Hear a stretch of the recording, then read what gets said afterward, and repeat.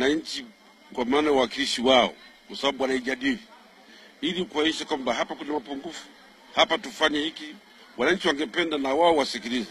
Kwa swala hapa kilichotokea ndani, nafikiri ni mkanganyiko tu wa kuelewana, lakini bado hoja ya msingi kwamba wananchi wanataka wasikilize kwa wawakilishi wao wanasema nini kuhusu hotuba ya Mheshimiwa Rais.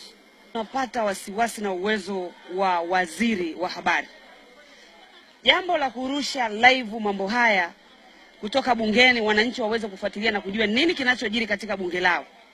Leo hii serikali inakuja na mkakati wa kuhakikisha kwamba inawanyima wananchi haki ya kupata taarifa sahihi. Sisi kama wabunge, sehemu pekee ambapo tunaweza tukawasilisha matatizo ya wananchi ni katika bunge.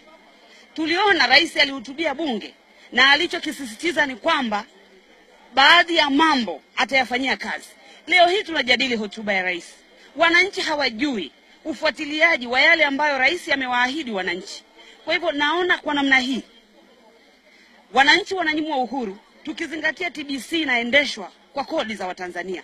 Sio kweli, na waziri amelidanganya bunge na taifa kwamba gharama za kuendesha TBC kwa kurusha matangazo kwa mwaka ni bilioni 4. Nyinyi mmerusha matangazo na mnarusha matangazo kila siku, haiwezi kufika gharama hiyo. Na kama ingekuwa imefika gharama hiyo, nyinyi msingeweza kuwepo hapa sasa.